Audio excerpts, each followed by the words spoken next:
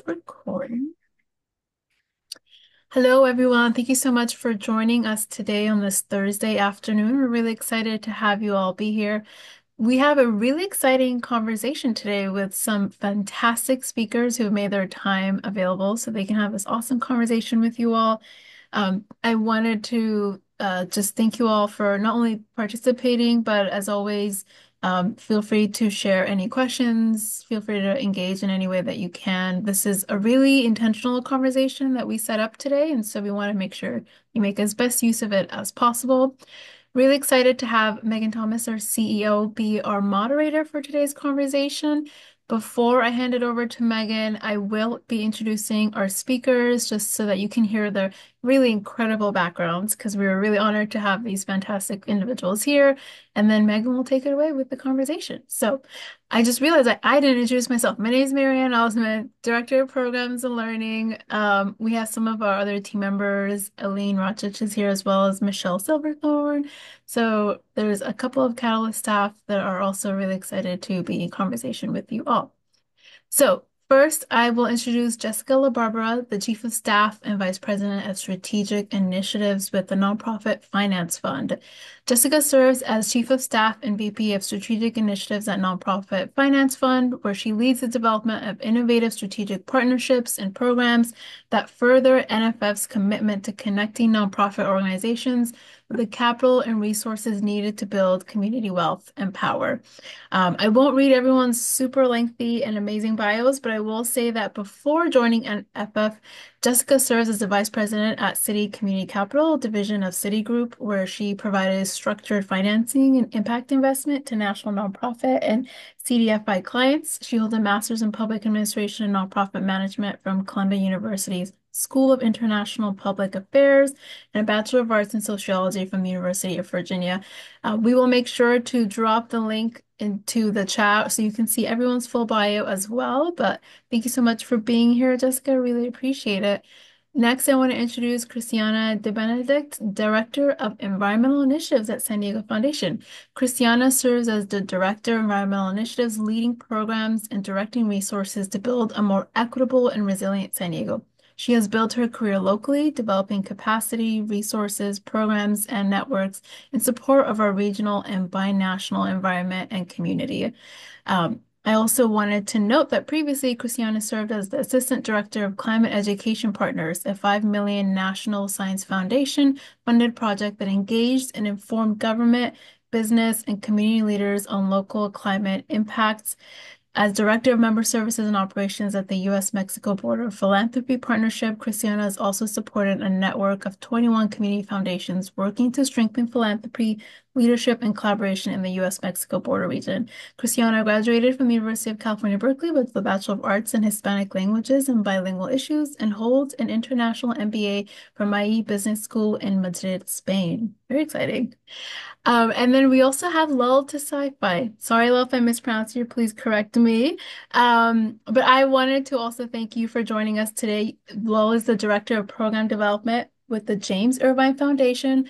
Lul joined the Irvine Foundation as the director in November 2022. Lul brings more than a decade of experience leading education and workforce policy development, program implementation and evaluation with the goal of supporting economic advancement of marginalized youth and adults. Prior to Irvine, Lowell was a senior advisor with the Center on Education and Labor at New America, where she helped shape federal, state, and local policies related to high-quality education and training models, workforce development, and worker protections. In this capacity, Lowell also worked directly with communities and stakeholders to design and implement systems that improve educational and economic outcomes. Lowell holds a master's degree in public policy from the University of California, Berkeley, and a bachelor's degree in political science and international studies from Northwestern University. Thank you all so much for joining us, and I will hand it over to Megan. Thank you, Marianne. Great, great to have you all with us. Hello, Jordan. Welcome into the Zoom room. So we're just so fortunate, as Marianne said, to have Lowell and Christiana and Jess with us today. When we started designing this session, we were really focused on bridge loans, thinking about the abundance of financial resources that were coming out into into our communities over the last couple of years, primarily through federal grants and contracts. And in fact, I spent some time in Washington, D.C. about a year ago talking with some of these agencies, and they were just overwhelmed. They were saying essentially they had so much money to get out so quickly, and some of them had an eye on how to make sure they were reaching as many communities as possible and making those funds available in a way that was accessible. And others, were less conversant in those types of approaches. But the notion that the funding was not the issue, it was the ability to access those funds, whether it was through understanding of what they were and when it was possible to apply or how to do it, or just literally some of the requirements that were placed on organizations to qualify for the funds. So we were really honed in for a little while on recognizing that a lot of public money is distributed on a reimbursement model, right? So you apply, you get the contract, and they say, great, do the work, send us an invoice, and we will reimburse you. And that might be for time and overhead and all these other things. But you have to do the work first. Which means you have to have the cash on hand, the resources available to do the work, and then enough time to wait while you send in an invoice, it gets processed, the payment, goes out and it hits your bank account. So that's a barrier just to begin with. And as we were talking with this great group of women, we recognized that that is one challenge that's out there and one solution, but there's actually space for a much larger conversation about all the many ways that foundations and funders and even public funders can think about how to match their funding to the needs at hand. And a loan might be the right answer in some cases. A straight up grant, gift of funds, charitable donation might be the answer in other cases, a combination of those, some third option. So we really decided let's expand the horizon of this conversation just to talk about how do we think sort of think before we write the check, right? Think about the different ways we can structure those funds so that they meet the need we're trying to address and not do the sort of square peg, round hole approach that I think most people, when they're thinking about philanthropy, they're really thinking about grants. Which is definitely one way and a fantastic way to fund community efforts, but it's not the only option and it's not always the best option. So we're going to get into conversation with that by drawing on the experience of our speakers and sort of engaging them in a conversation. But we have a relatively small group, so I thought we could just briefly invite the folks who are with us to introduce yourself and just sort of name something you're hoping to get out of the conversation, which might be, hey, it looked interesting and I know nothing about it, so I'm just hoping to understand what that description meant, or you might have a very specific I thought in mind about what you're hoping to hear, but that'll also help us shape the conversation a little bit. So because we have an illustrious former employee of San Diego Grantmakers / Catalyst on the line, I'm going to put her on the spot and invite Michelle to kick us off with an introduction. I appreciate that, Megan. Thank you. So, Michelle Slingerland, I currently am a grant writer with the San Diego Housing Commission. The Housing Commission is a member of Catalyst, but this is my first time participating in the program, a Catalyst program, in this role. So, I was interested in this particular webinar because the Housing Commission regrants funds in partnership with nonprofits. But we also have a nonprofit affiliate. And so we also go after grants, trying to be mindful that we're not competing for limited funds with our nonprofit partners. So I was interested in hearing about, in particular, this $40 million grant and how that's being deployed, and then some of the other potential ways to partner with nonprofits in the private sector and the public sector together to collaborate to deploy funds. So interested in hearing more. Wonderful. Thank you. Good to have you back home. Let's jump over to Brett and then Zane. Yeah, hi, good afternoon, everyone. I'm Brett Schwartz. I'm with the Seco Fund. We're a Very small family-run donor-advised fund, brand new to the scene. We did our first round of grant making this past spring. So very small micro grants to pretty tiny nonprofits in the community. That's been kind of our focus is on small organizations. So yeah, really here just to kind of learn and learn about kind of building some partnerships and relationships and figuring out ways we can kind of leverage our resources, which are small, as I mentioned, but learning about kind of the larger kind of ecosystem that's out there. So thanks for having this today. I do have to hop off at about 45 minutes, but excited for the conversation until then. Great. Thank you, Brett. Uh, they've been so thoughtful about how they created and shaped and put their grants out. And I was just at our member social yesterday talking with one of our partners who did a series of micro grants. If you want, I don't know if micro grants is the right label, but she said she was talking about granting to small organizations for whom or for which $1,000 was a maybe not transformational, but just this incredible blessing to their work. And so I always encourage folks never to minimize the impact that you're having, regardless of the size of the check. Zane? Hi, everybody. Zane Myers. I'm with the County of San Diego. So the other part of our unit does do some grants, some granting. So, and I definitely have heard of some of the issues like that you mentioned in your introduction about organizations and how hard it is. But the other part of me that's also applicable is the difficulties for I focus more on the creative sectors, the artists and things like that, to even do anything with the county, any work with the county. I think it's applicable across grants or regular work, like contracts and projects with the county too. So I'm just here to hear what you guys have to say about that, how other organizations have overcome and balanced that issue of hey, our legal team says they need this, but how to make it really easy for people to just apply for grants. Like, right, like afterwards, we understand there might be more stuff, but just the applying for grants, how do we make that easier? Wonderful. Really glad to have you here. Happy to partner with the county on a number of projects. And I know the San Diego Foundation has worked closely with the county on many items. So there'll be a lot to talk about there. And Jordan, welcome. Glad to have you here, my friend. Share with us a little bit about what brings you here today. Yeah, thank you, Megan. I'm very excited to be here. Hello, everybody. My name is Sharon. Daniel's pronounced he, him, his.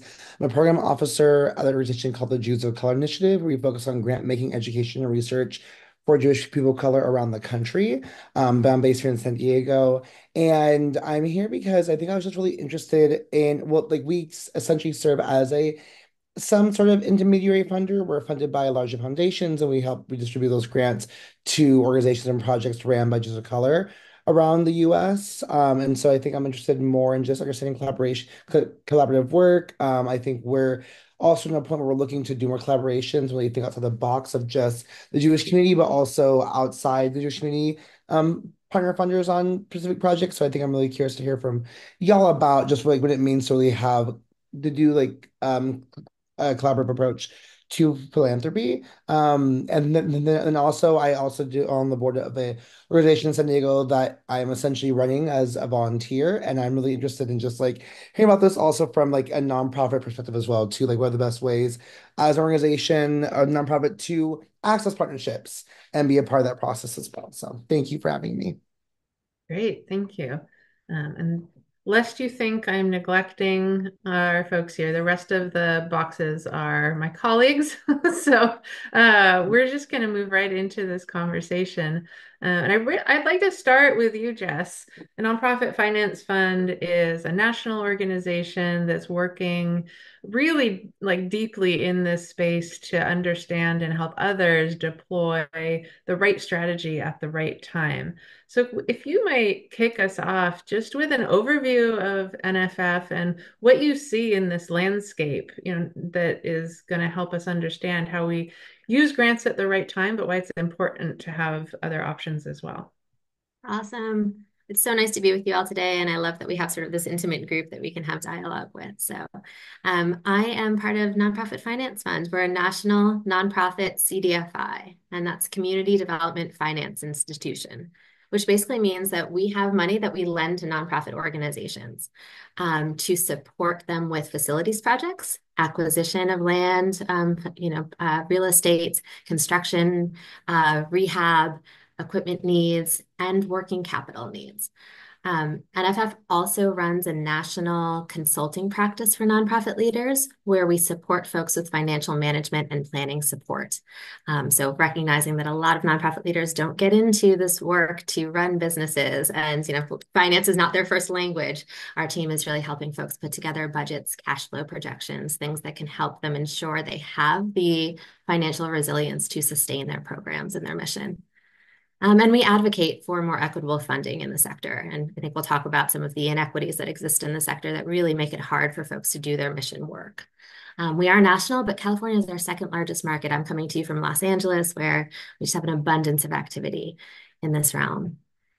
So more specifically, in terms of working capital lending, working capital lending is something that NFF and other CDFIs have done for a long time. We've been lending money to nonprofit organizations for over 40 years through bridge loans and lines of credit. So a bridge loan is really used in the instance that Megan was talking about before, where an organization has program costs or construction costs that need to be incurred before revenue is coming to them to repay those costs. And so there's a gap, right? There's a gap that needs to be bridged. And that's, what we do with the bridge loan program that we have. A line of credit you can think of more akin to your credit card, right? Usually we make those lines of credit available for a year and borrowers can borrow against it, repay as they need. Oftentimes those are renewed. The reality is that these are services that all businesses need, right? All businesses, for-profit, nonprofit, have working capital needs. The other reality is that a lot of traditional financial institutions are wary of lending to nonprofit organizations because we are not organizations that are generating income. We are not organizations that have recurring, reliable revenue, meaning it can be hard to understand nonprofit business models and hard to think that we are kind of good borrowers, i.e. that we are going to be, well positioned to repay. And so that is where CDFIs sort of come in to leverage funds that we receive, both through the Department of Treasury, through the CDFI fund program, but in large scale from CRA, Community Reinvestment Act dollars that we receive from banks. Right. And so we have capital that is intended to reach communities that have been historically disinvested in.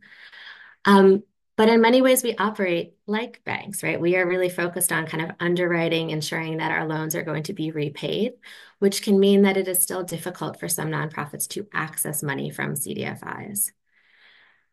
In the last 5 years or so, we have also deployed about $140 million in 0% flexible financing, much of which went towards working capital needs for nonprofit organizations.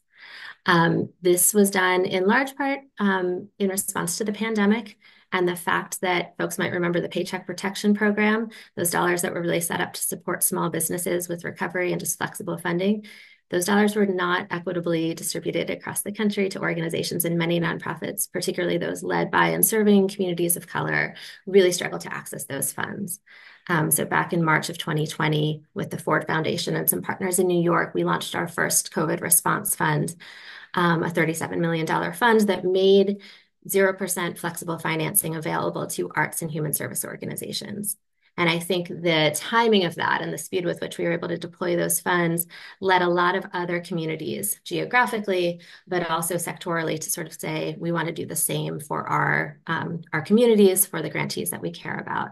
And so we set up an additional 7 funds that leveraged grant dollars, recoverable grant dollars, PRIs, program-related investments from philanthropic partners, some government partners, some corporate partners, that we put out with more flexible terms to community partners, many of whom would not probably have been able to access our core loan programs. Smaller organizations, organizations with budgets under $5 million, which I think as many of us know is the lion's share of organizations in the nonprofit sector. Organizations that really did not have a tremendous amount of uncertainty about sources of repayment, particularly given how many uncertainties we were all dealing with in that time. And we did so by relaxing many of the underwriting standards and criteria that we typically utilize. And so I kind of come to this conversation with the experience of what does it look like for CDFIs and foundations to partner to think about increasing access to capital. Because while it's wonderful that CDFIs exist, we are still charging interest rates, right? We're charging interest rates that, in our case, we're charging about 7.5%, which is lower than a lot of lenders lending at like a 12 or 15%. But our cost of capital is driven by the fact that we are getting our money largely through banks who, while they have an obligation to invest in us, don't have an obligation to invest in us at below market rates. We're able to blend down our rates when we have philanthropic dollars that come in and allow us to do so. One of the other challenges with CDFIs is that we are pretty thorough in our underwriting, which means that oftentimes we're not moving very quickly. And so for organizations that have real emergency needs, we're usually not kind of the right partner for them. We can't get dollars out the door in a matter of days. And so there's a lot that we are seeing in terms of the potential for philanthropic and other investor partners to help to address this really endemic issue in the sector. And I will just say that this is not a new issue. I think we all know that this issue of governments not paying on time, governments not covering the full cost of the services that they are contracting for, like these are bigger issues, and they are not ones that we're going to solve with Band-Aids like working capital lending and, emergency response funds. Which leads us to the advocacy work that we do and that I think we all need to do more of together, which is to really push away from this model of reimbursement-based funding. In the case where there is reimbursement-based funding, what can we do to increase advances? But more preferably, how can we move more dollars towards upfront capitated payments for agreed upon outcomes?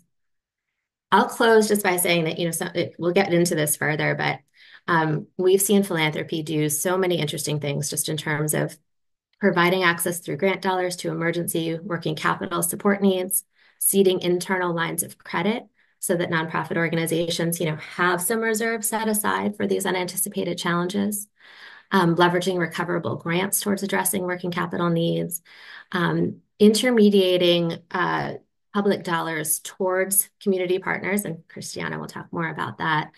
And then more recently, and Lul will speak to this too, thinking about partnerships with CDFIs that allow us to expand our increase to capital to more organizations, either through providing funds that we can use to bring down interest rates or increase our risk tolerance, credit enhancement or guarantee dollars that allow us to deploy dollars with more confidence that we have other ways to sort of get repaid, which, may sound sort of crude in this sense, but nonprofits or CDFI's access to capital is dependent on our repayment rates as well. So sort of have to work within that system. Great. I think I'll pause there, Megan. Yeah. Yeah. Thank you so much, Jess. As you can see, we have really smart people in the room.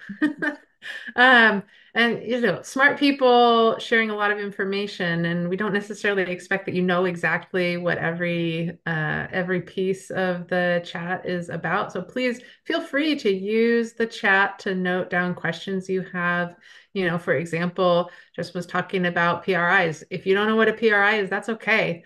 Just either put it in the chat and we'll come back and address it, or we will also have some Q&A at the end, an opportunity just to clarify we welcome this as an opportunity to build everybody's knowledge.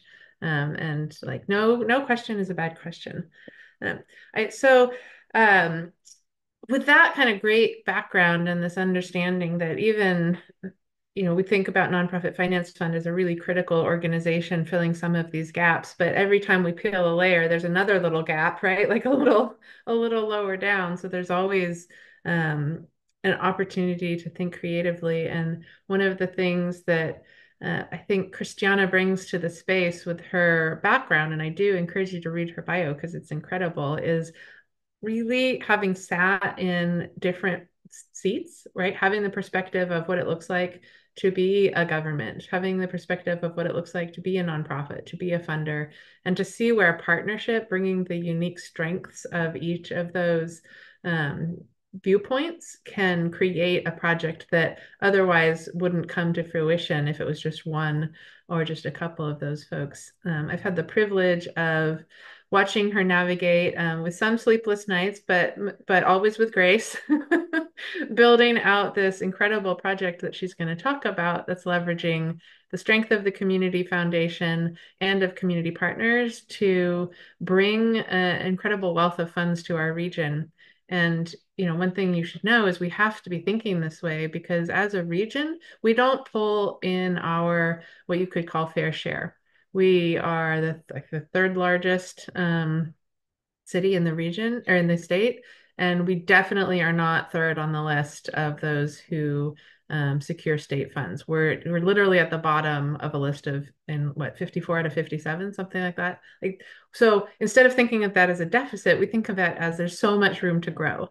And so I'd love to have Christiana talk just a little bit about this project that she's stewarding that activates public funds as a foundation and some of the challenges that come with that nonetheless.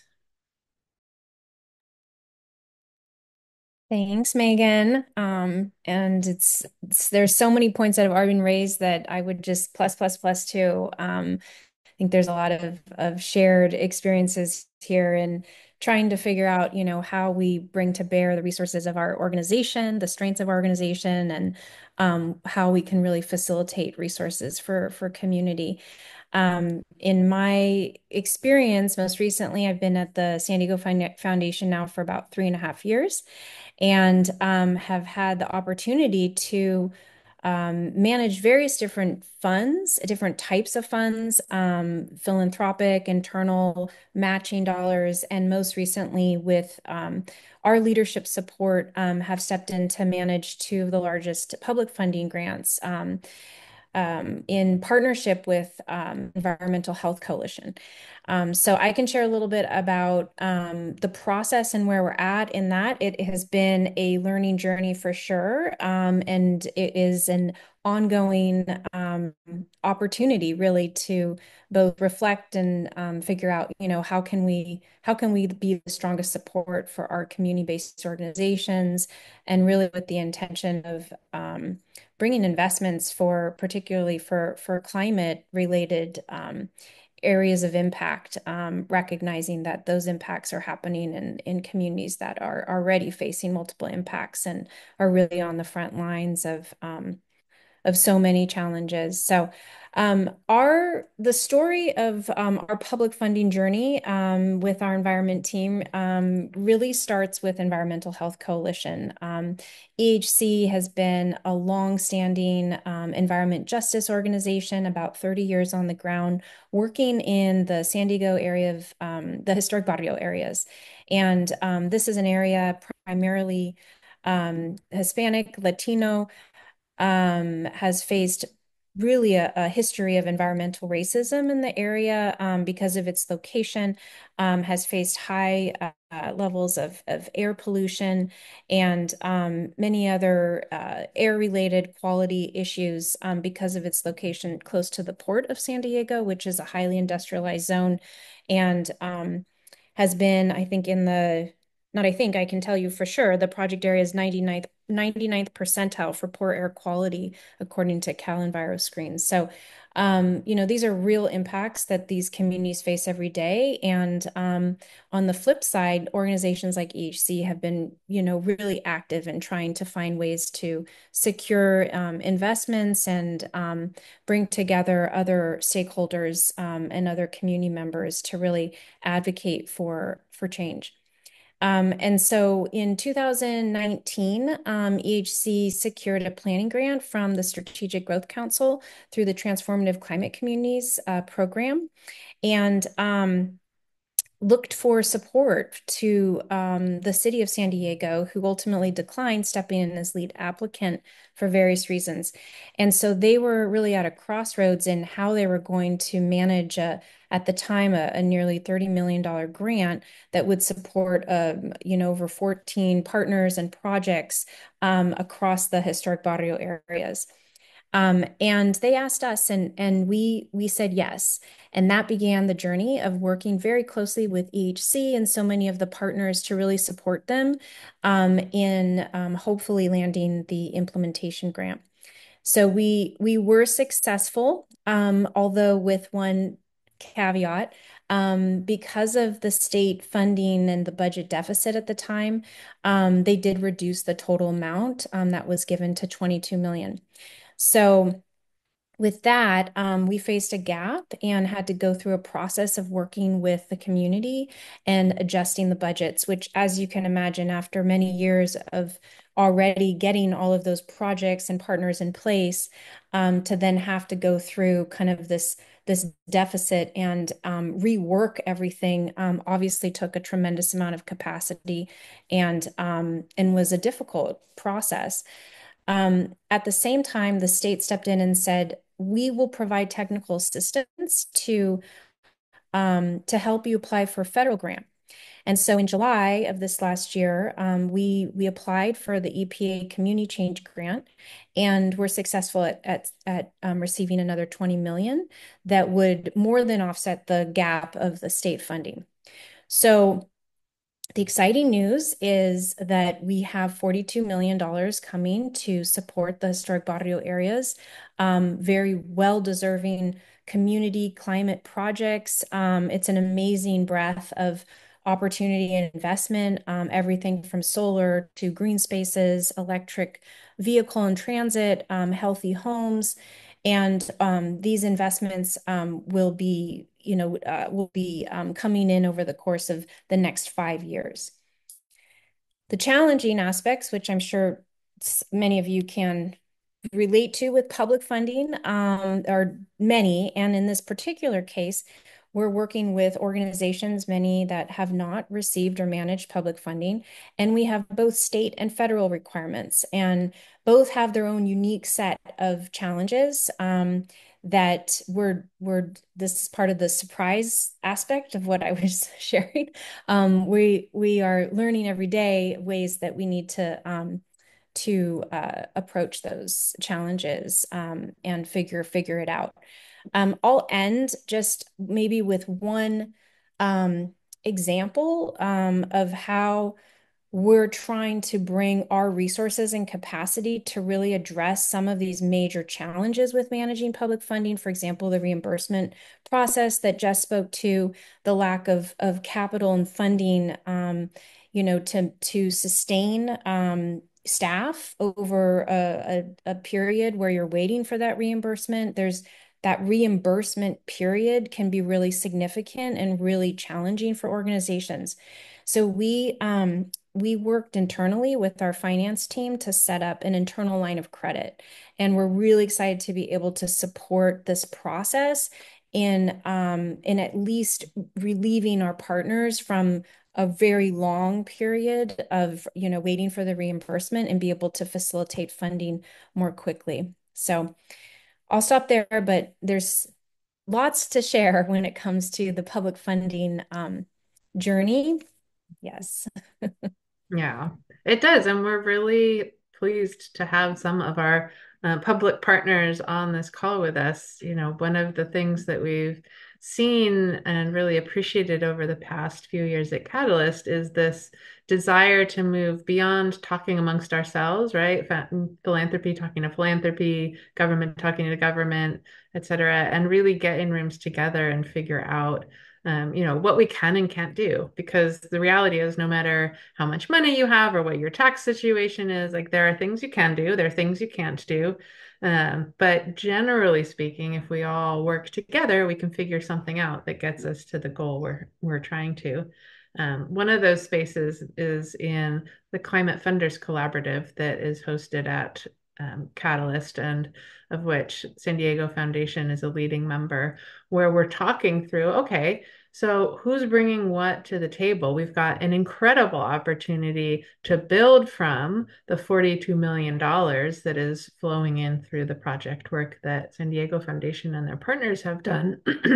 What greater opportunity, like how often do you have a chance to be part of a $42 million project, and what opportunities are opened up through that? So we have these collaboratives that allow us to sort of workshop what new impact can we have by recognizing this as an opportunity, not a project. They're like, oh, great, they've got all that money, they're good to go. It's like, no, like we can do more. We can ride that wave. And so I'm really looking forward to talking with Lul a little bit about the work that Irvine Foundation is doing with Nonprofit Finance Fund. You know, Jess talked a little bit about some of the challenges, some of the things that they are, structurally, they need to charge a certain interest rate to make their programs make sense, all of these sorts of things.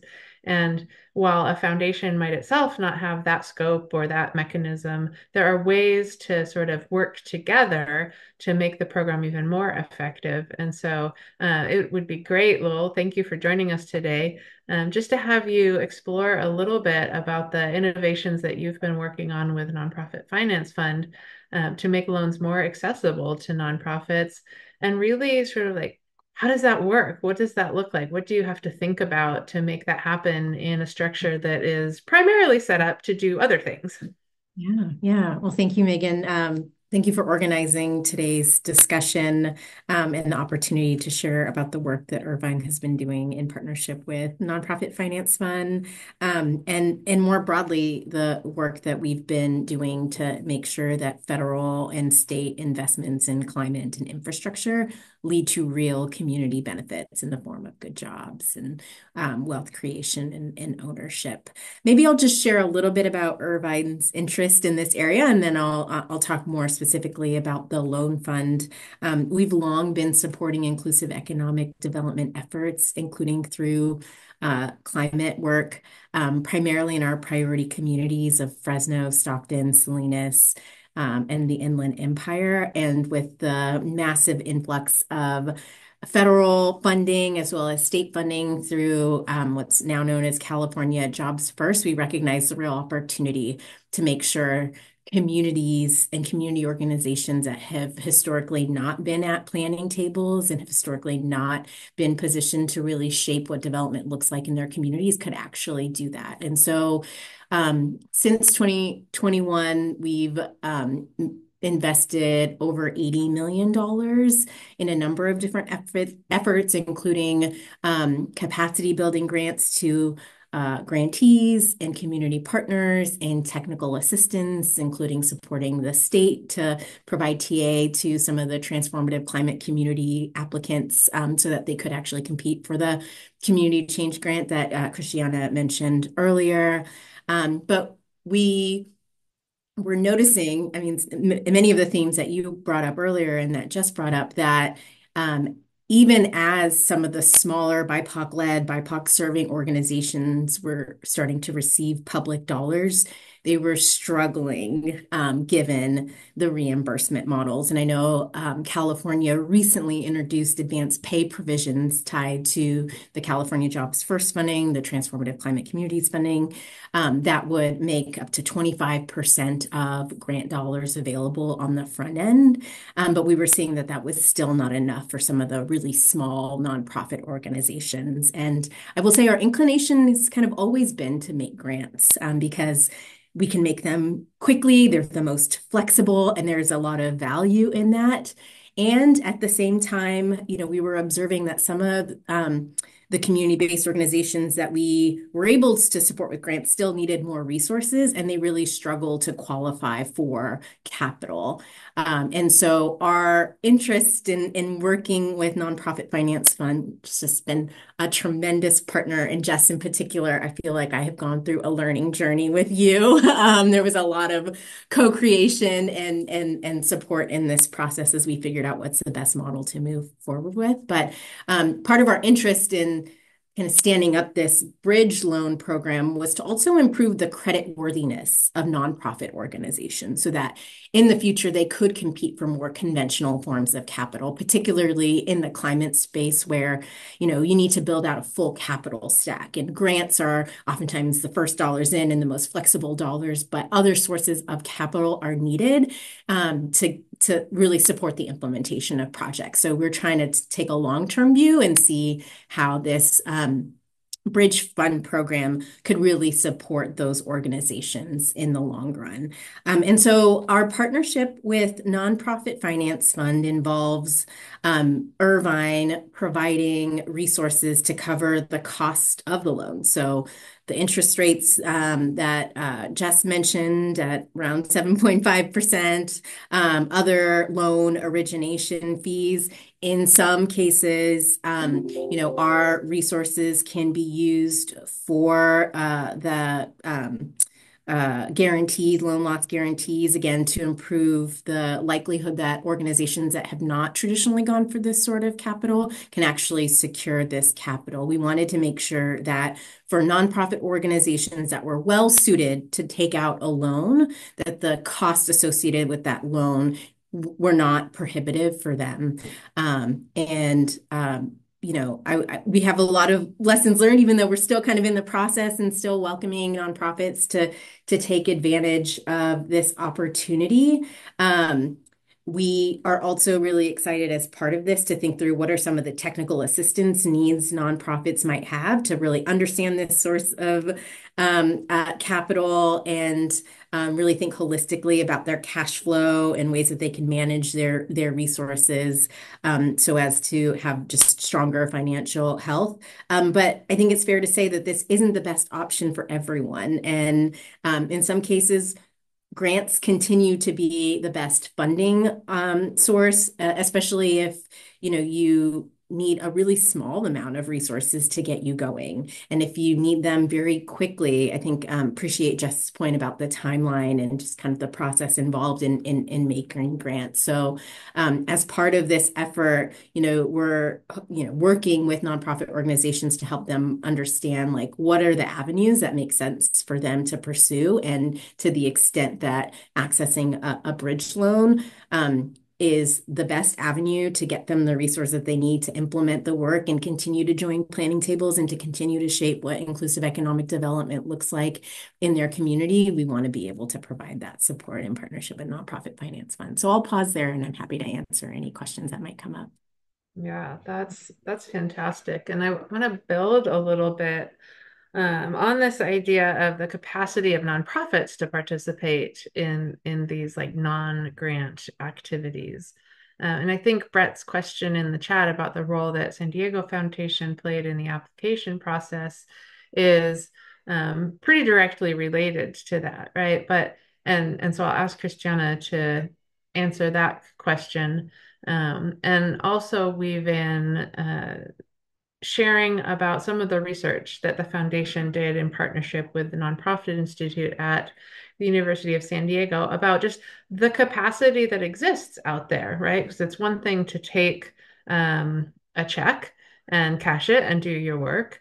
But if we're asking community organizations to think about loans or to think about, bridge funds or just all these, they have to learn about them themselves. And then they have to have maybe the accounting or the tracking or measurement capacity. So there are lots of things out there. And yet, grants are needed because these are underfunded organizations. And one of the ways San Diego Foundation addressed that was by putting their staff to work, right? Putting poor Christiana in the role of managing a many multi-million-dollar grant application. But so if you could talk a little bit just about that topic in general and maybe weave in the application and the research, Christiana.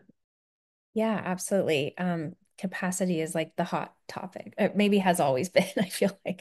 And thank you, Brett, for the question. I realize I responded to Brett, but I direct messaged him, so I apologize.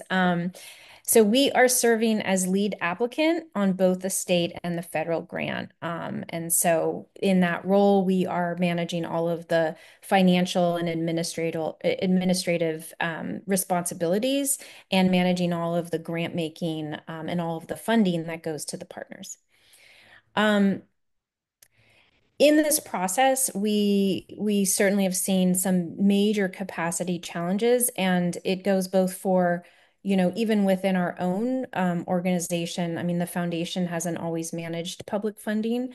A lot of community foundations don't even touch it, is like what I've heard.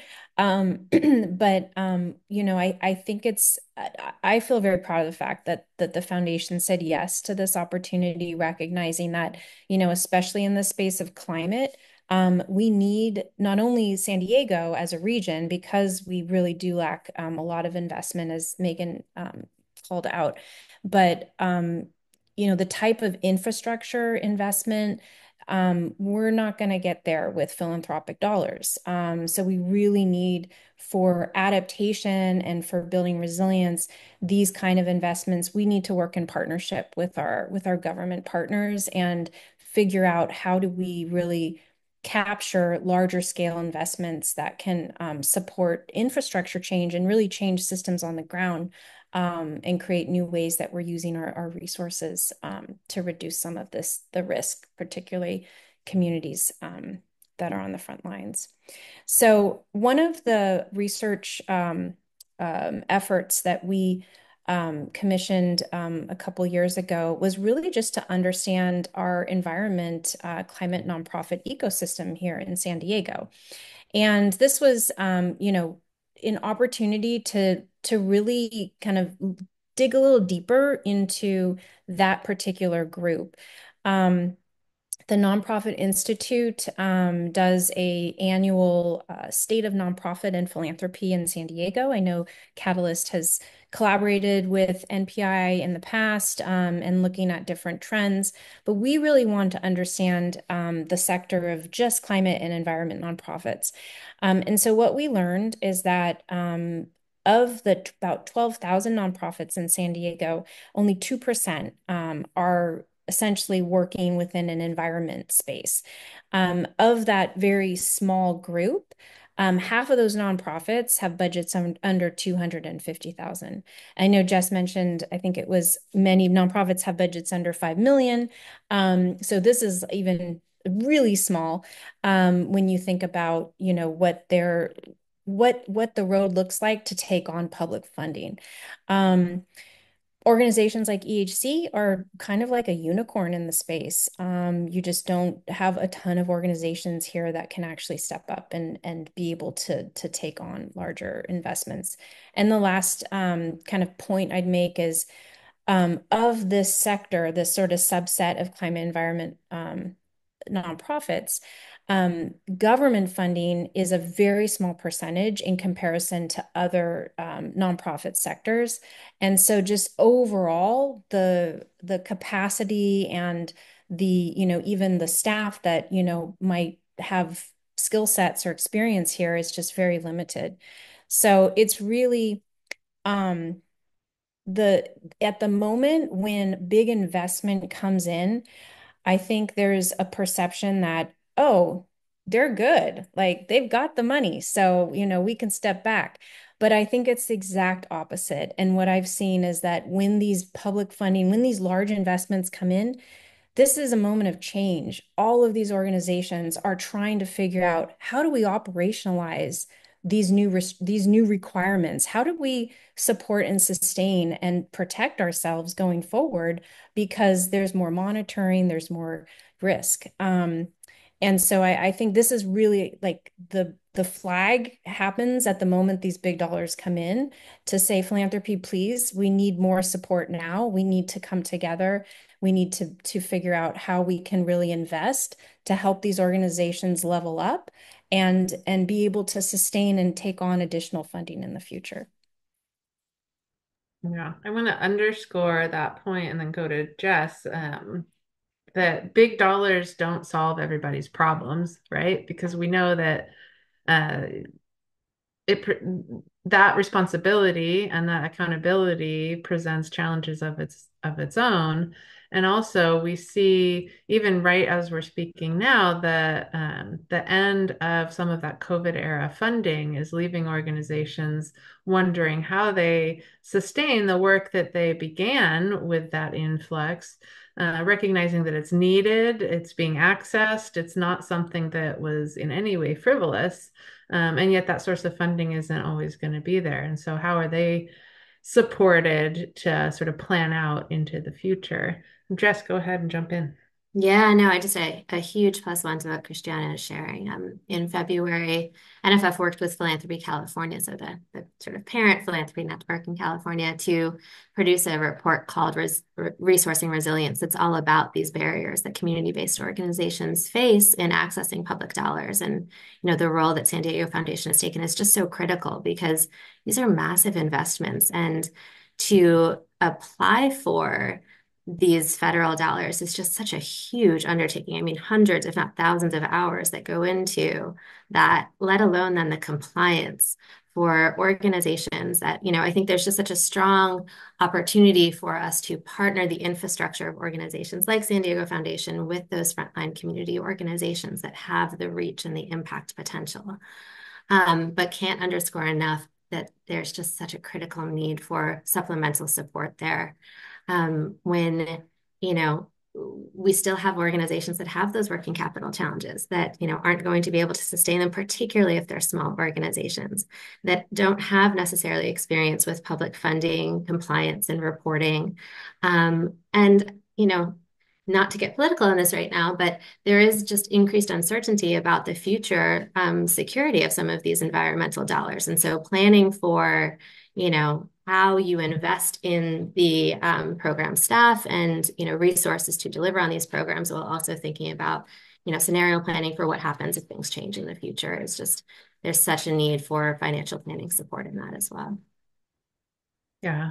And I mean, that's true all the time, right? When we're sitting at home thinking about, we have to repair the roof, we want to take a vacation, we got to think about our kids are being in college in 5 years. Being able to have the time and space to think ahead, for families is a privilege. Knowing that some folks are just thinking about how they're going to put food on the table the next week. And the same is true for nonprofit organizations. So often they are tied into a very specific programmatic work and don't have the funding to really sit back and do that longer term planning is a constraint that is sort of challenging the effectiveness and the impact that they can have, especially in a time when there's so much uncertainty and concern about the funds that are available and the increase in needs that might arise. I want to stick with you for a minute, Jess, and talk a little bit about a particular tool called a recoverable grant. We're talking about the needs of nonprofits to have the capacity and the knowledge to deploy or to receive funds in some of these ways. But we also know that not every foundation or individual is ready to dive into a whole new type of fund deployment. But there are sort of incremental ways to go forward that might actually even be better suited in a lot of situations. Could you share a little bit? Yeah, for sure. Yeah, I think, we've touched on some of the barriers that nonprofits can face in accessing traditional debt, right? It incurs interest expense that many nonprofits don't have funding to pay for. And, it is kind of forcing organizations to be on the hook to subsidize delayed government payments with their own money. And, for organizations that have a lot of government contracts and a lot of working capital needs, that can really add up. And it does take time, as we discussed. So, we are increasingly seeing, and I'm personally increasingly encouraged to see more philanthropic partners who are thinking about dedicating grant funds to support these working capital needs. And I think recoverable grants can be a really interesting way to do that. With recoverable grants, you are effectively saying, we are going to grant this money to you. So it is coming out of the grant pool. And, with a traditional grant, there's 0% expectation that those funds are going to be repaid or returned to you. With a recoverable grant, there is a possibility that some or all of those funds will be recouped. And language is really important. Working with your legal team is really important. Like, this is not something where you can say they will be repaid, but they can be recovered or they can be recouped based on certain circumstances. And that could be tied to if folks get repaid from government contracts that they're delivering against, or if they start to generate revenue on a specific program. So there's some really kind of helpful features of recoverable grants that can support working capital needs. One of them is that sort of specific focus on like triggers for recouping some of the funding. Another is that, you as a funder can write in sort of a best effort clause, this idea that like you're going to try to recoup those funds or get those funds back to the funder, but there's not a penalty if they're not repaid.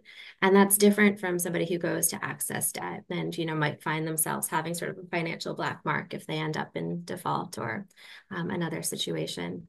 Being able to offer those funds without interest is another really important opportunity, particularly for some of these smaller community-based organizations that we're talking about here today.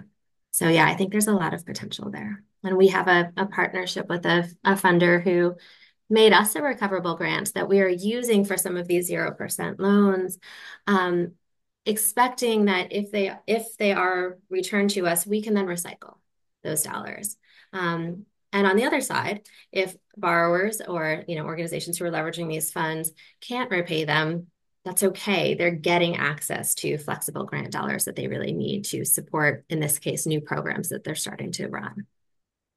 Yeah, that makes a lot of sense. Well, can you talk a little bit about the internal preparation that you did to engage with Nonprofit Finance Fund? If you had to work with, colleagues within the Irvine Foundation, folks in other nonprofit or foundation institutions, just what did that road look like to get to the point where you could do this particular strategy? Yeah, that's a great question. There was a lot of internal engagement within Irvine to really understand across the board what are some of the struggles our nonprofit organizations are facing when it comes to kind of dealing with government grants and contracts. And, it's not just limited to some of the climate and infrastructure funding. We have grantees and community partners that have workforce training contracts or who have contracted with cities to provide education on worker rights and are experiencing similar challenges with the funding flows and the reimbursement model. So we kind of gathered learnings from all of those experiences and had many conversations with NFF on kind of what would be the best design for this bridge loan program. And I will say we were like really adaptable in the process, including things like flexibility for credit enhancements to really recognize the unique challenges that certain nonprofit organizations would have. So that was like in the design of this effort. And as nonprofits are coming to us to inquire about this program, we have an initial conversation with them to really understand their needs and to understand what, if anything, can be done within our own foundation to address those needs and to determine whether kind of pursuing a loan is the most appropriate path forward. And I will say Jess and her team, as part of the exploration process, deliver a fair amount of technical assistance, even though it's unofficial technical assistance. But I've just been really impressed with their own process and a lot of the educating that happens as a nonprofit is exploring whether a loan or a line of credit is a feasible next step. So this is not easy. There's no one size fits all approach. I think it's important to be really nimble and creative and solutions oriented because these are really big, thorny issues that we're really trying to address. Yeah, thank you for that. I'd love to invite our in-house studio audience to jump into the conversation. Michelle, Jordan, Stephen, if you have any comments on what you're hearing, any questions, or want to throw something out to the group for some real-time brainstorming, we definitely welcome that. And if my colleagues want to jump in, they should do so as well.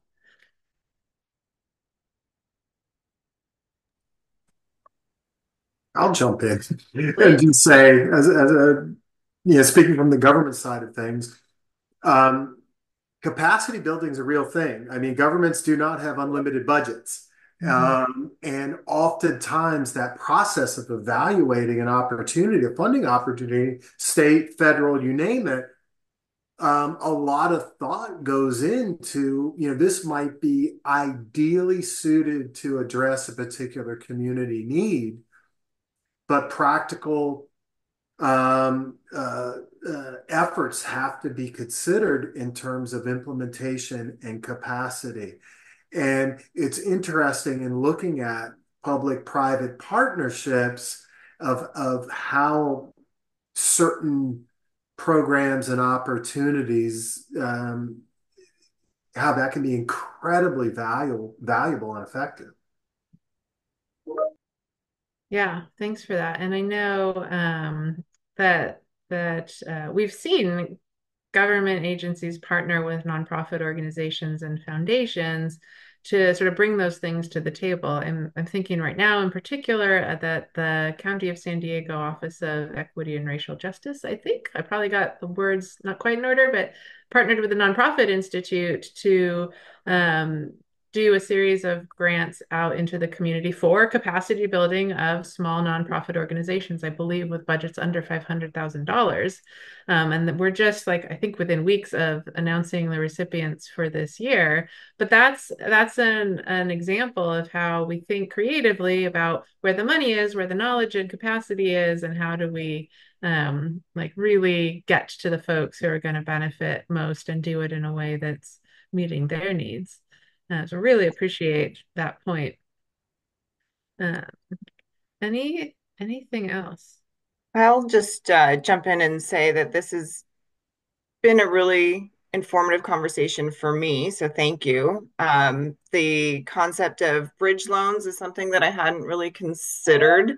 The concept of the recoverable grants is something I hadn't even heard of before, so I'm really interested in doing a little more research on that and seeing other examples of that. I think sometimes I was going to say too, and Christiana, you touched on the monitoring and the compliance, I think, aspect of getting some of these federal dollars that smaller nonprofits or even larger nonprofits aren't able to do. So I know from the government side, because most of our funding is government funding, we have that built in. So in some cases, I think it might be easier for government agencies to get that type of funding and then re-granting it and being able to handle that capacity and that workload. I'm kind of curious to know how the foundation, if it already had the capacity to do that, or if that was part of the learning process with the state and federal funding that you guys received.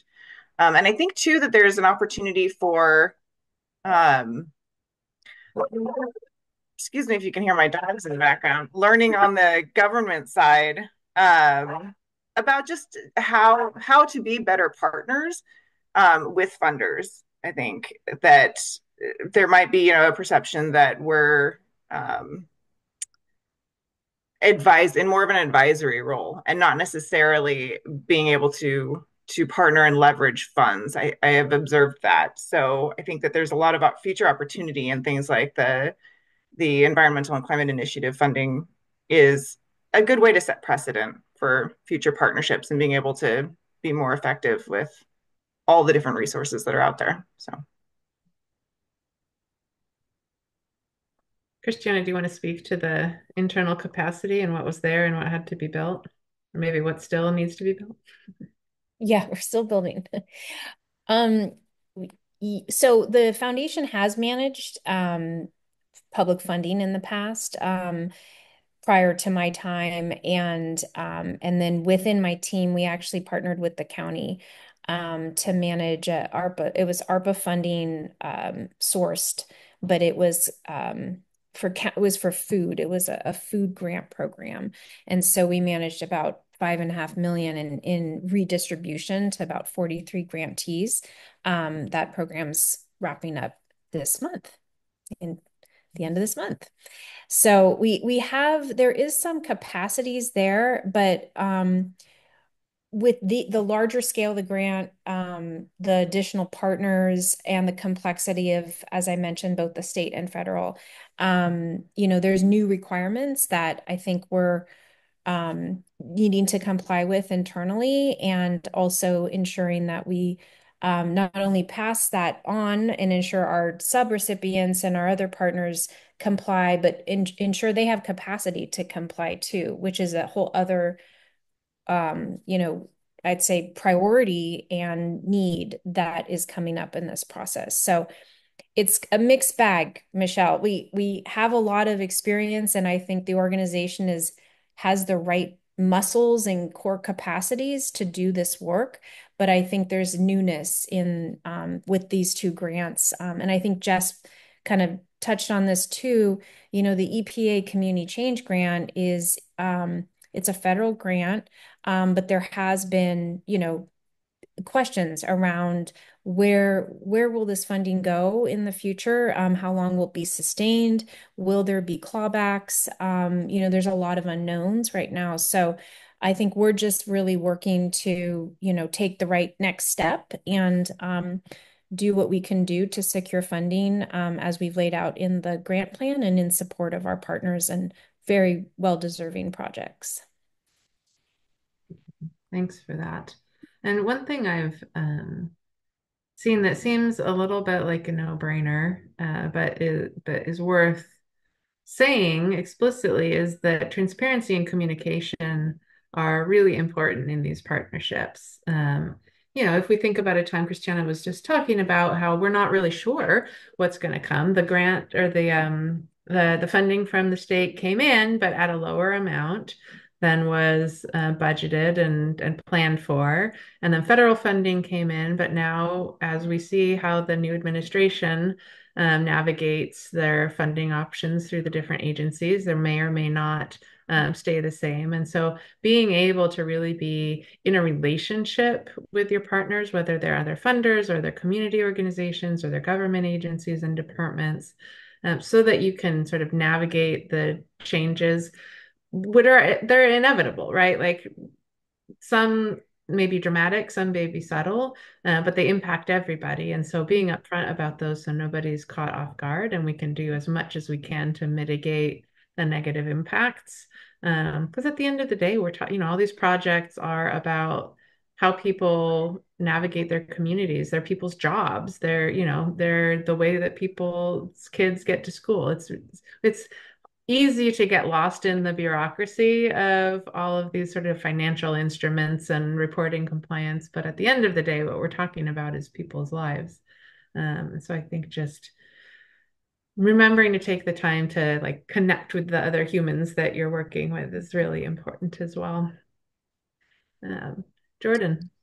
Yes, thank you. I'm really curious to ask him, maybe you all have already shared pieces of this, but is there any data on how many organizations in the region maybe have used these tools and has been helpful for them? And I'm really curious, and I ask because I mean, I've only been in this field for 2 years, and I doubt we're an organization that's going to leverage these tools to support nonprofits, but I'm also curious, I'm curious of how as a partner do you prevent these organizations from getting in debt from using these tools?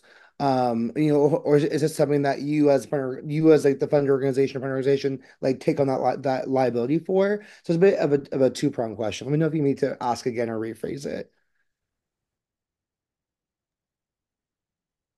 Do you want to Is respond? part of it around sort of understanding that if organizations are taking on debt, Jordan, they're doing it appropriately? Is that part of the question? Not so much about them taking on it appropriately, but as a partner in the work, obviously, I wouldn't want them to be in debt in a bad way. So yeah. I mean, maybe tell me if this is speaking to what you're raising, because I think, Megan, your comments a minute ago, and Jordan, the point that you're raising are sort of tied to just, we're talking about some uncertainty. There's just I don't think any of us can sort of say enough just how difficult it is to be leading a nonprofit organization right now. Christiana mentioned like the ARPA funds are going away. That's a big change. You have a lot of folks who have just found it very difficult to raise philanthropic funding in the last few years, as so many philanthropic partners shifted strategies post-pandemic. And there's just been a tremendous amount of, leadership and staff change at so many levels. And you have organizations that are, particularly perhaps in the climate space where a lot of this conversation is focused, just facing a lot of uncertainty about the future of those funds. And, I think there's also for organizations in many communities, and I see this particularly in communities of color, a reticence to take on debt because it signals that something's wrong. And it's not kind of looked at as, it's a signal of distress. And so we do see leaders leveraging their credit cards or taking out, home equity lines or not paying themselves, and we just see a lot of responses that folks take for the sake of protecting the organization and the work at their own expense. Yeah, okay, Jordan, so we're sort of getting to that too. So I think, Megan, then your comment about the transparency just becomes all the more important. Like, how can we be asking about these things? How can we be making more of these tools available to just support nonprofits in navigating that uncertainty?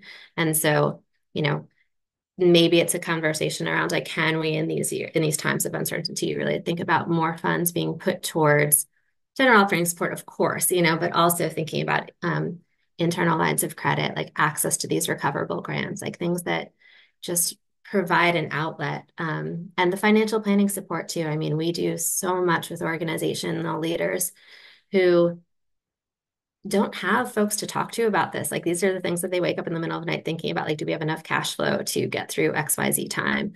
And so providing thought partnership and like tools so that they can go into those conversations on a stronger footing with their funding partners who they're reticent also to show vulnerability to.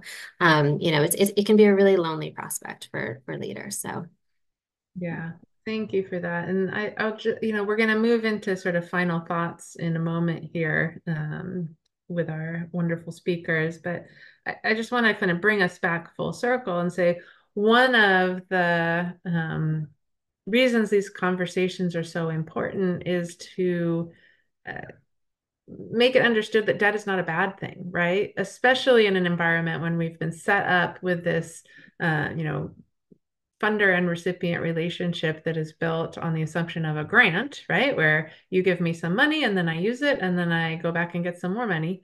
The idea of repaying funds as a nonprofit leader can feel really like a bad decision, right? Like, why in the world would I give back money when all I'm doing all day is trying to raise money? But in the right situation, it can be a very powerful tool, and it can actually generate more funding opportunities. And likewise, you have to have a trusting relationship with your funder, right? Because you are asking them to trust you that you're going to repay the funds, which is why, like, you're not just going to sort of apply as you might to a grant that's a black box and somebody's going to give you a loan. It's going to be a lengthier conversation about, is this the right tool, and how do we navigate this, and what's the timeline, and all that sort of thing. And so I think there's a real opportunity. And the other thing is, we're spending this time here talking about all the tools in the tool belt, right? So a loan might be the right tool, it might not. There are a lot of different options, and they can build an organization to the place where it is, as they say, braiding funds in the best possible way. So let's see. Jordan asked how many organizations are utilizing this mechanism. Yeah. So I don't know, Jess, if you have sort of a bird's eye view. It's not, there isn't, to my knowledge, sort of a report out there. I will say that Catalyst is investing in, speaking of investing in some data resources so that we're able to produce more sort of reporting on how nonprofits are funded in the region, like what foundations sort of trends are in funding, how dependent various nonprofits are on smaller numbers of foundations versus being diversified. So we're taking note to that as a question to include not only grant funding, but other sources of finance. Anecdotally, I will say, we have, I don't know, about a dozen-ish CDFIs in the region and their business is making loans.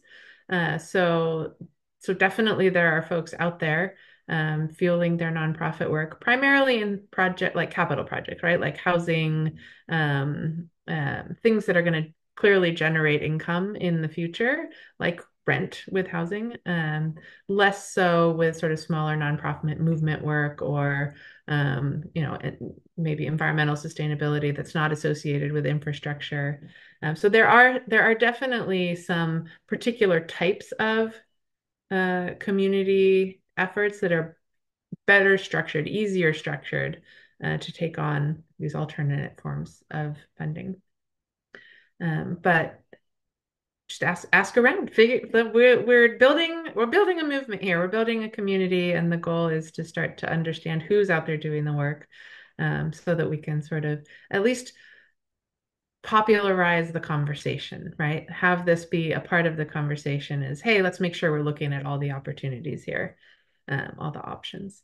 So with that, I want to just sort of maybe we'll start with Jess and then go to Lul and end with our local partner, Christiana, just with some final thoughts about what struck you today, what you want people to leave with, or just sort of how you're feeling about this conversation. Jess? I'm just so grateful that we had such a engaged group and really appreciate the openness here. I'll just pick up sort of in the direction that we were going, which is I think, even for folks that feel like I'm really small, I don't know how much of this I can do, I don't know how much capacity I have. Having honest conversation with grantees to get an assessment of, is this a struggle? Is, I think, important information for funders to have in terms of shaping and influencing the ways you think about support. Even access to resources. And I'm going to drop in the chat a link to our website, which has just a ton of information and resources, templates for cash flow planning, snippets of little webinars and such. Sharing that information, introducing folks to CDFIs, folks who do provide working capital support, and following up with folks. I mean, there's instances where foundations can provide backstops or guarantees for a portion of loans, or, can help pay down that interest cost, like Lul's doing with the Irvine Foundation. I think it's worth sort of digging into and just better understanding, because we do a state of the sector survey nationally, and working capital challenges are an issue across the sector. Very few organizations have more than a month or two of cash on hand, and many of them are facing delayed government payments on multiple contracts. And it's just inevitable that there's going to be challenges there. So even Stephen, for government agencies, thinking about ways that we can acknowledge and sort of plan around building capacity in this regard so that folks can make informed decisions about entering into new grant contracts. Starting the conversation is, I think, where it sort of ends things. I'm happy to jump in next. Really just enjoyed this conversation, the opportunity to be in space with all of you and to learn from my co-panelists. Megan, I like what you said just a moment ago that, we're building a movement. I think it's so important for us to be in dialogue and to exchange learnings and identify ways to collaborate. I think philanthropy is a really unique opportunity to innovate and leverage its resources in order to unlock access to public funding, and to also unlock access to private dollars as well. And I'm a pretty optimistic person, and when you take a step back and you look at the last couple of years, there have been quite a few innovations from different stakeholders. I mean, the advanced pay is a step in the right direction. Some of the kind of provisions and parameters around the state small business credit initiative and the greenhouse gas reduction fund. I think there's a recognition that we need to think about different ways that resources flow to communities. And I want to believe that we're not stopping. And so really excited to be partners and co-conspirators in this work.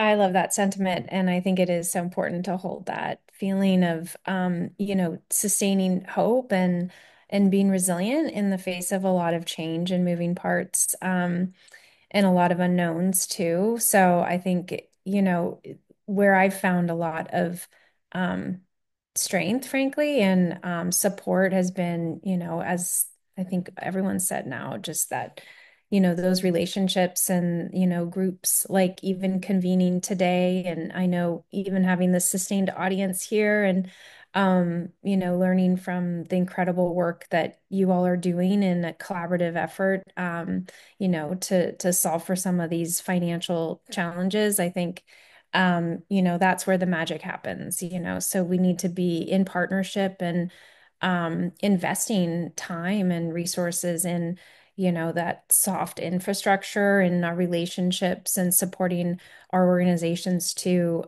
deal with, the challenge of, the stress of a lot of change and unknowns too. So I think maybe my last word would just be just the importance of trust. I know this is something we all recognize and know, but I feel like in working with a new group and a community-driven process, trust is everything. And, it really enables all of the other pieces. And if it's not there, there's some significant barriers to addressing challenges or changing systems. But when you have trust, you can move more quickly and you can really address some of these major, challenges that we're facing right now. So just a huge thanks to Megan and Catalyst and to all of you. Really enjoyed being part of the conversation today. Thanks. Amazing. Think, Jess? Can I add one thing? My Yeah. team told me if I didn't say this. I don't want the recording to get back.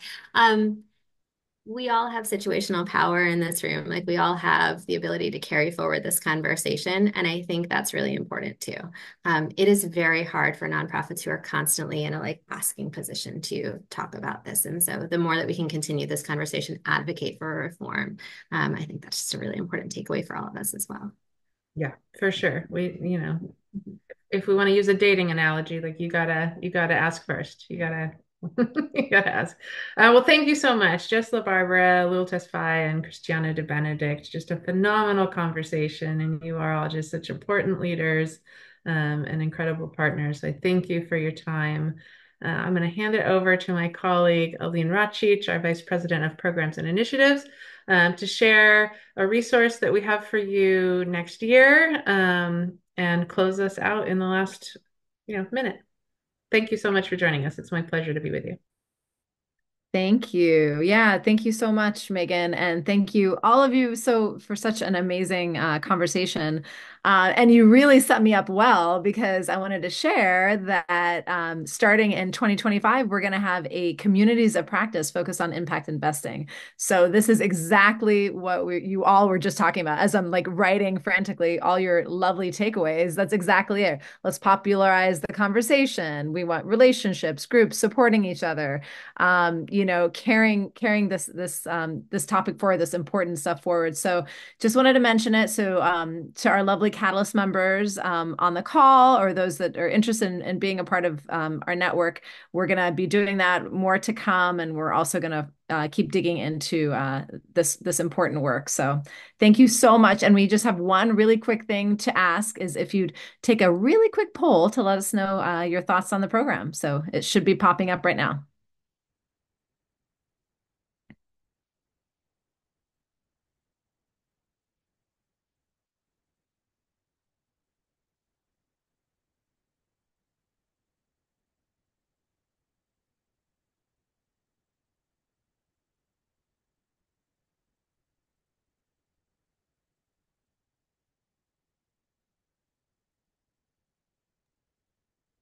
Thank you so much. I think everybody has responded really quickly. Fantastic. Amazing. And just a last word of thanks to Marianne for putting this session together. Really fantastic. We appreciate you. Everybody, have a wonderful afternoon. Thank you. Goodbye, Bye. everyone. You. Bye.